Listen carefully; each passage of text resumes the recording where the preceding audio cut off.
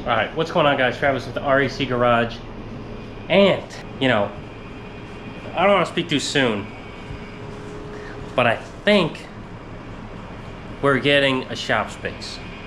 I haven't paid for it yet. I don't even have the money for it yet, but things will change. So I looked at a place. It's like literally 2 minutes driving from my house.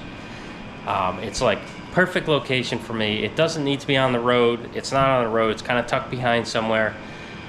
It's big. It's 5,000 square feet. It's bigger than I need right now, but of course, you know, you fill things up. I plan on doing like some kind of vehicle storage to kind of supplement some of that, some of the rent, but I'll still have plenty of room to work.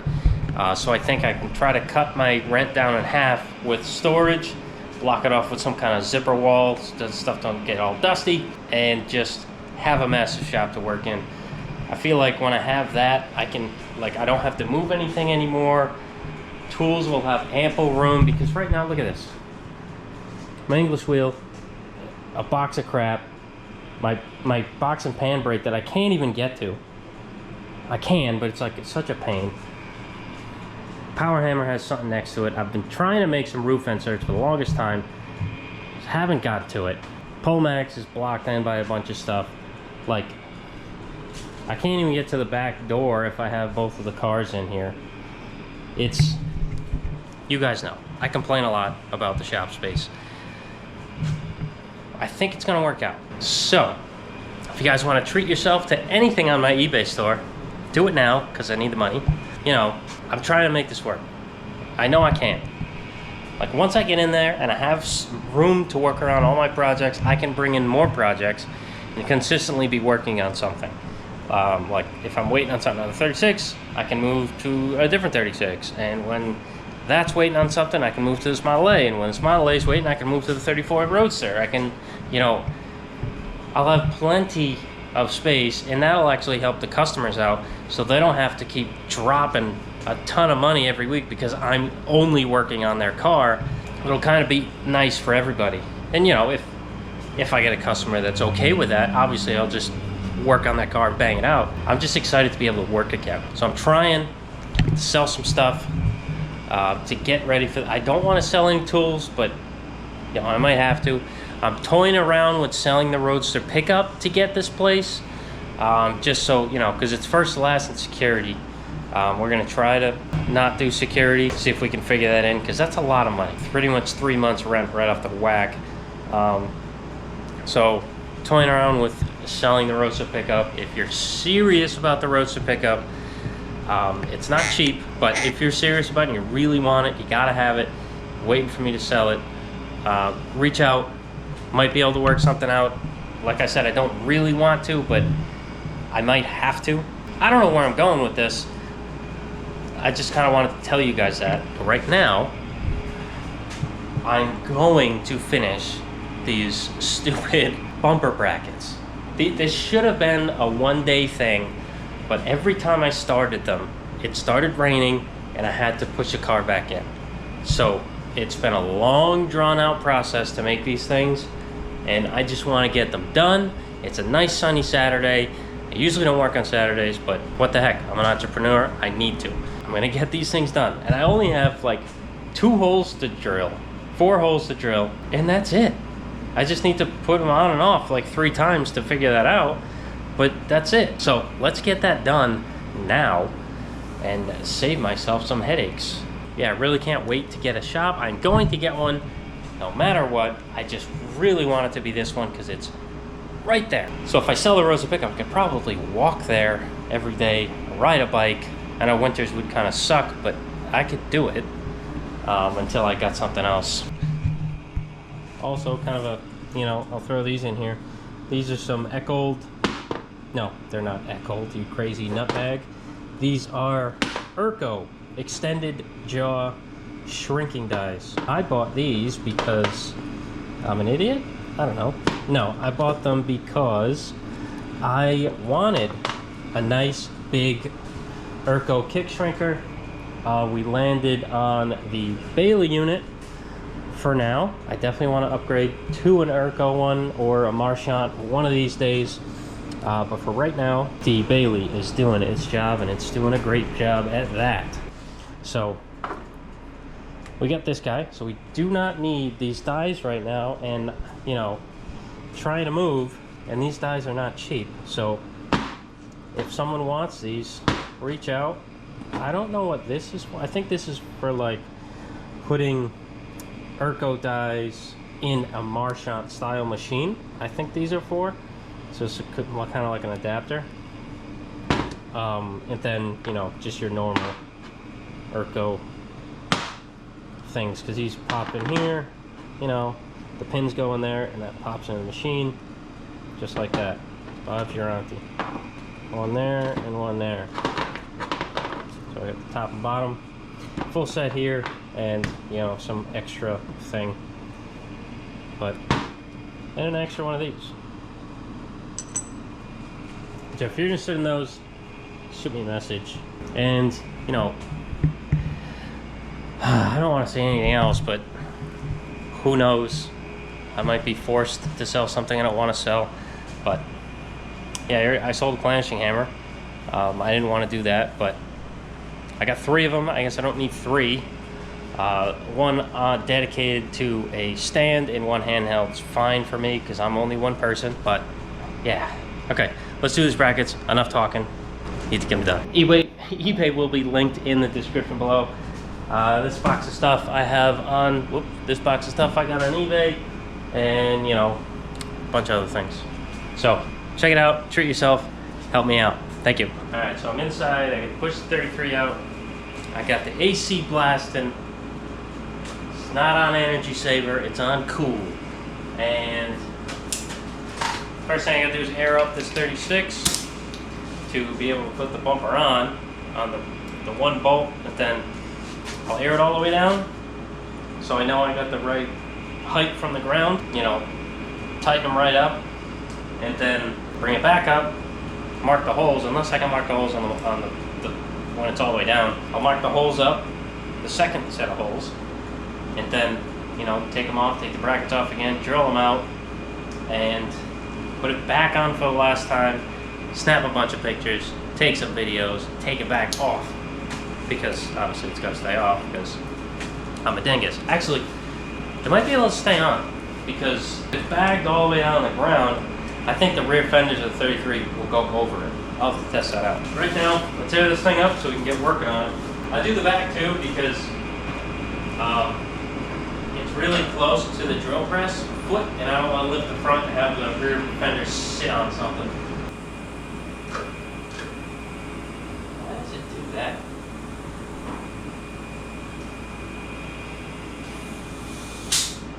Isn't that weird how it lifts to the passenger side before the driver's side? Maybe there's a bunch of weight on the driver's side. I don't know. That's why you need separate lines for each. You can't just have a switch for the front and a switch for the rear. Because if there's different weights, it'll like go up all funky and then you're driving sideways. So you need to separate switches for each corner. Alright.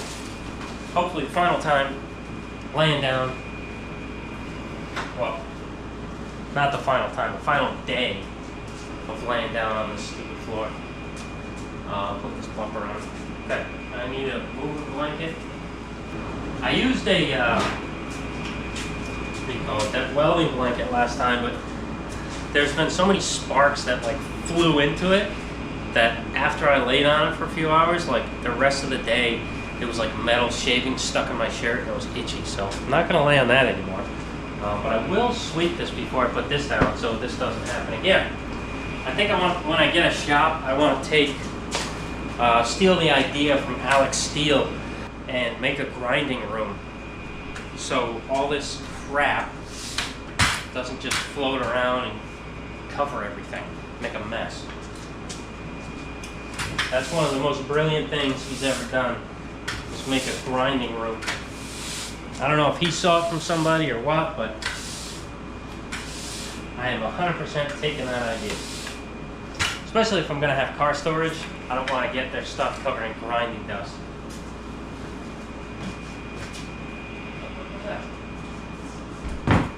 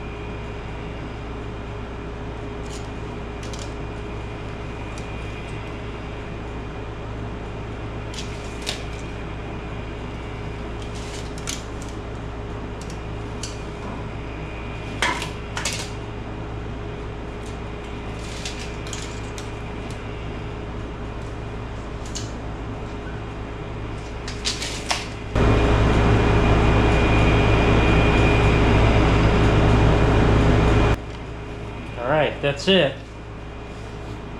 That's how she's looking. I'm just going to slot the holes for, you know, better left to right. I don't even know what to call it. Adjustment. There we go. Better left to right adjustment, because this isn't quite in the center, and I tried to heat them and move everything over, and it didn't really do anything. I think just slotting the holes will help. Still needs to be a little tighter.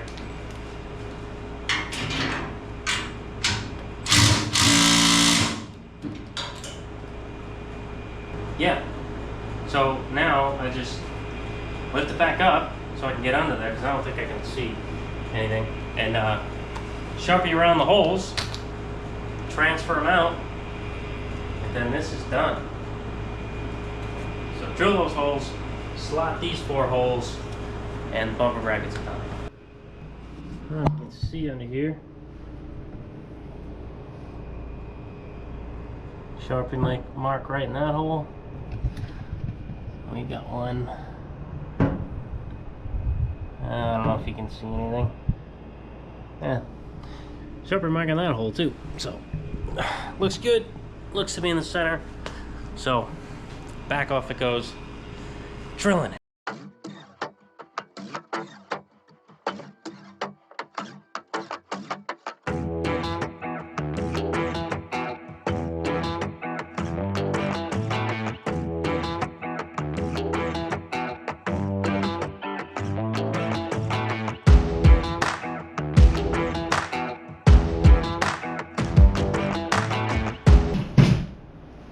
Well, so now that's on there.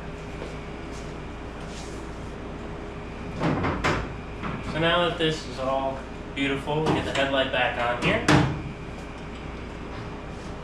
Bumper mounted. So now we're going to work on the hood. One of the last things we got to do here. We're going to make the side panels stay, and the top is going to open like that. So, kind of like a 37, but not really. The 37, the sides stay and the top opens like a normal car. This, it's still going to open like this with the middle hinge, but the side's going to stay. And we got a kit here. What is this? Try opening hood hinge installation instructions.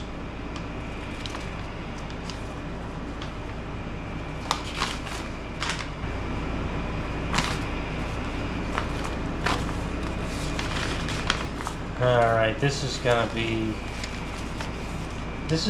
fun. Oh, there's a video. Okay. That makes it a little easier.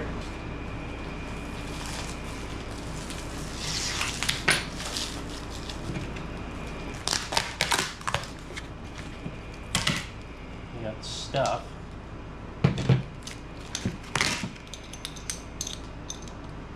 More stuff. Hey, even more stuff. Hardware. Stuff. Couple more things. And some stuff. Hey, look. More stuff.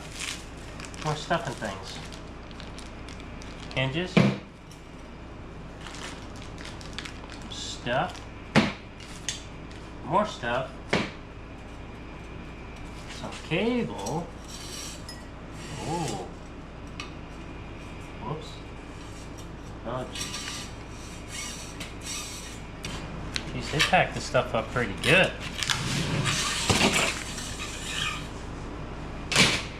Cables.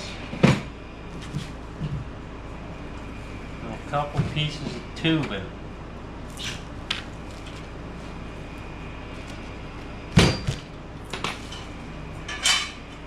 Okay.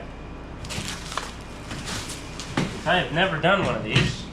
I'm gonna have to watch the video quick. Scan that. YouTube it. Boom.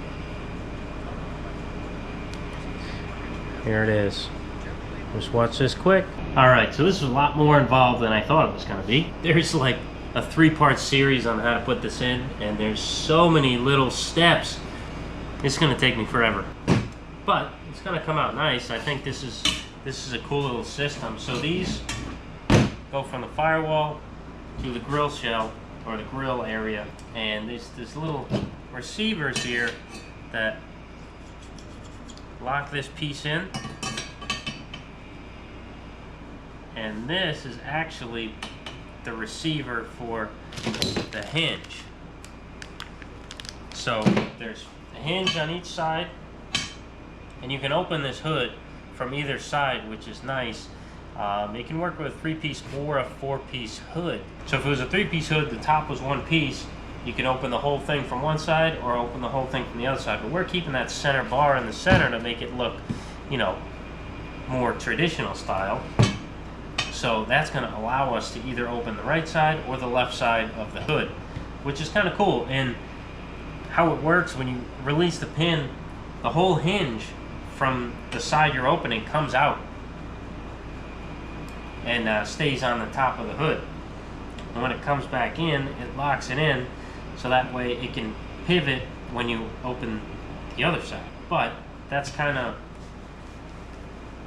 it's kind of useless in our situation, because the hinges, these hinges are never going to be used as hinges. They're just going to be used as pins, essentially. Because we're keeping the center rod, that's going to be the only hinge that works. These are kind of, you know, acting as pins.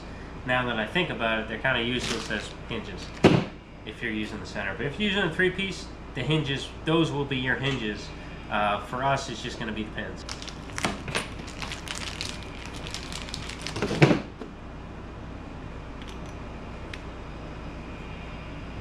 Yeah, so this is going to be in the top of the hood.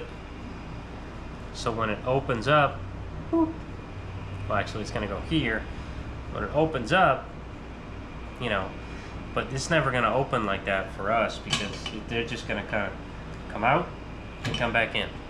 Come out, oops, come out, come back in. Which is fine. I'll still use the whole system, but you bought the kit, might as well just use these as pins instead of going out and trying to buy something and make something else work when this already works. But there's a lot of like little finicky measuring, and there's so many little steps. So I'm not just gonna put it in how I think it'll work, because I don't want to mess anything up. I can easily do that, you know. I don't want to mess anything up, so yeah, it's different. This one goes in here. Cool. Yeah, I don't know if I'm going to start this today or what. You know, I probably could. Let me check if the instructions are just as clear.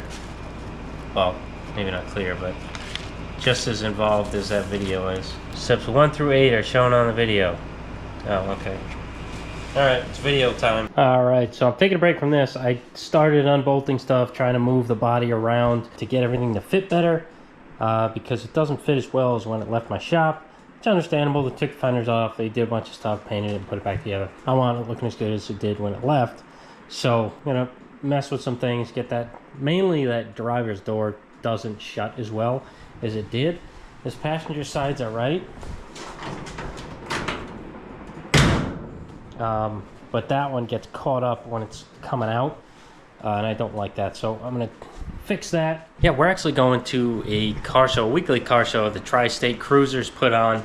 I don't go there too often, but you know, I'm trying to make a point to get out more. So that being said, let's take the Roadster pickup. The kids are going in the Honda, and hopefully we'll see some cool stuff.